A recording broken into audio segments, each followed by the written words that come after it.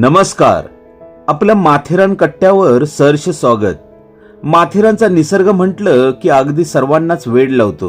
इथल्या डोंगर, दऱ्या, हिरवगार जंगल, इथली लाल माती व त्यातून दौडत जाणारे घोडे हे एखाद्या सिनेमात उभारलेल्या गावाच्या सेटप्रमाणे अनुभूती देणारे ठरते.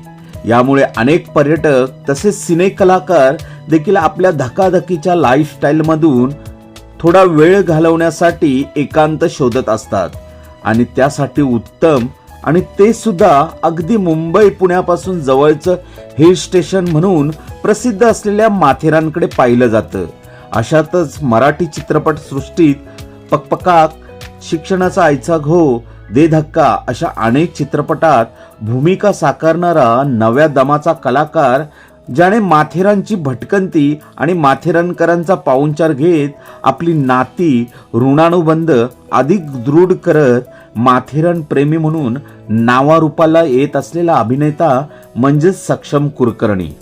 आणि हाच सक्षम माथेरानच्या आणि माथेरानकरांच्या प्रेमात का पडला आहे, त्याला का आवडतंय माथेरान आणि तो माथेरानबद्दल काय सांगतोय, चला तर जाणून घेऊया अभिनेता सक्षम कुलकर्णी याचे मनोगत. नमस्कार, मी सक्षम कुलकर्णी आणि माथेरान आणि मी हा एक खूप खरं तर अगदी मनाच्या जवळचा विषय आहे. कारण लहानपणापासून मी इथे एक पर्यटक म्हणून येतोच आहे आणि आई बाबा म्हणजे माझी आजी होती, माझी बहीण, आम्ही सगळे फॅमिली अख्खे माथेरानमध्ये सतत दरवर्षी सुट्टीच्या वेळी नेहमी यायचो. त्याच्यानंतर तेव्हा तर खूप मजा होतीच.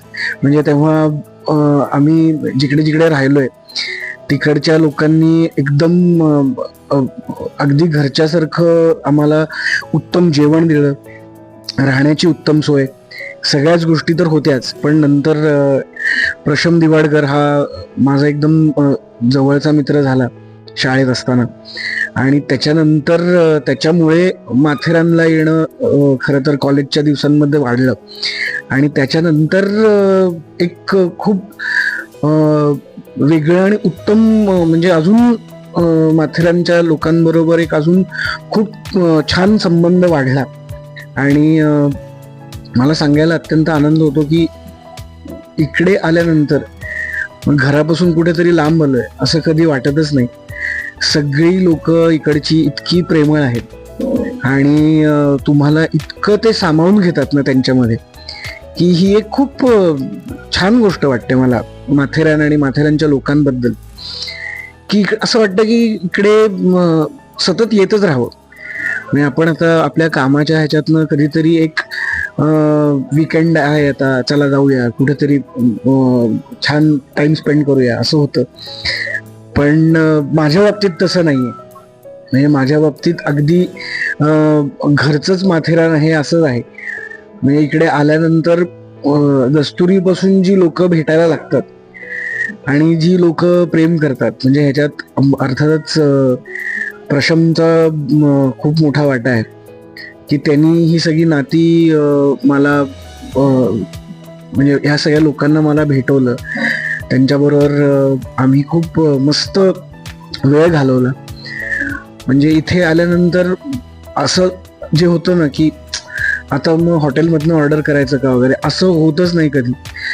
अगदी घरच्यासारखं जेवण, राहायची सोय. म्हणजे मला मी आता असं कोणाचं मार्केटिंग करत नाही पण म्हणजे जिकडे जिकडे आम्ही राहिलो म्हणजे हॉर्सलँड असू दे किंवा वेस्ट एंड असू दे किंवा स्कारलेट असू दे किंवा प्रशमचं स्वतःचं घर आहे, इथे कधीच असं होत नाही की अरे मी कुठे घरापासून लांब आलोय का किंवा असं कधीच होत नाही. आणि खूप म्हणजे होमली आपण जे म्हणतो ना तशी वाईब असते.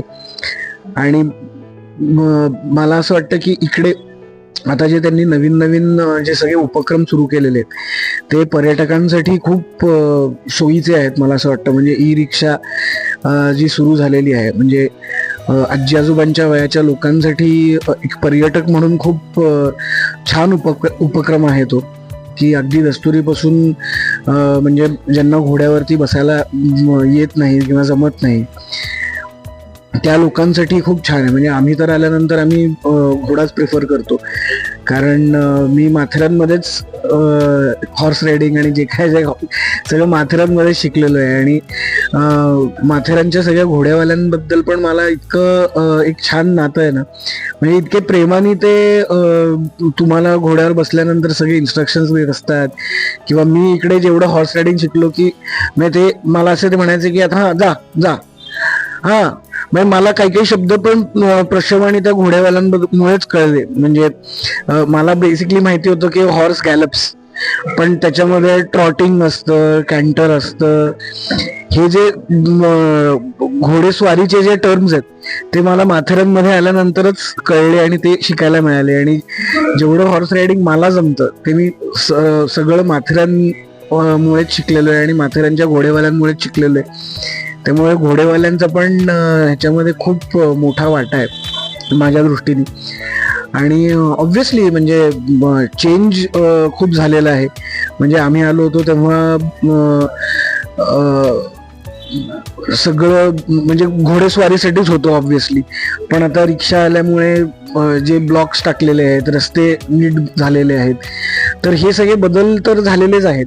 पण मला असं वाटतं की एक पर्यटन स्थळ म्हणून Matheran should always be in your top 5 places. म्हणजे मी असं माथेरान अनुभवलंय की मला असं वाटतं खूप कमी लोकांना हा अनुभव मिळत असेल, कारण परत तेच की इकडच्या लोकल माणसांमुळे इतकं वेगळं माथेरान बघायला मिळतं ना. म्हणजे आम्ही खाली ते पट्टीवरती एकदा गेलो होतो आणि सगळे हे, त्यामुळे मी जसं माथेरान एक्सपिरियन्स केलंय ना तसं खरं तर खूप कमी लोकांनी एक्सपिरियन्स केलं असेल. कारण आपण एक नॉर्मल टुरिस्ट म्हणून जेव्हा येतो तेव्हा आपण बेसिक सगळे पॉइंट्स कव्हर करतो आणि आपापल्या घरी जातो.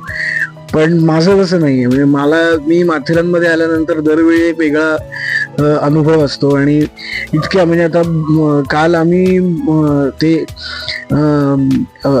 काल गणपती होते इथे, तर मी गणपतींचं दर्शन, बाप्पाचं दर्शन घ्यायला इतक्या ठिकाणी गेलो, म्हणजे प्रशम आणि ह्यांच्या सगळ्यांमुळेच, की म्हणजे अशा ठिकाणी एक नॉर्मल टुरिस्ट कधीच जाणार नाही आणि जाऊ शकत पण नाही. म्हणजे ते इतकं युनिक एक्सपिरियन्स असतो माझ्यासाठी एव्हरी टाइम. म्हणजे मला त्यांच्याकडे जाऊन काय चहा घेतला, थोडं खाल्लं, इतकं आपुलकीने आणि इतक्या प्रेमाने सगळं माझं स्वागत करत असतात प्रत्येक वेळी, की म्हणजे मला असं वाटतं, मी खरंच सांगतो म्हणजे माझ्यासारखा एक्सपिरियन्स खूप कमी लोकांना आला असेल माथेरान अनुभवताना. त्यामुळे खरंच मला खूप छान वाटतं आणि खूप मी स्वतःला खूप लकी समजतो की मला माथेरान अशा वेगळ्या पद्धतीने अनुभवता आलं. आणि एक नॉर्मल पर्यटक म्हणून मी काय सांगू, म्हणजे माथेरान सुंदर आहेच आहे.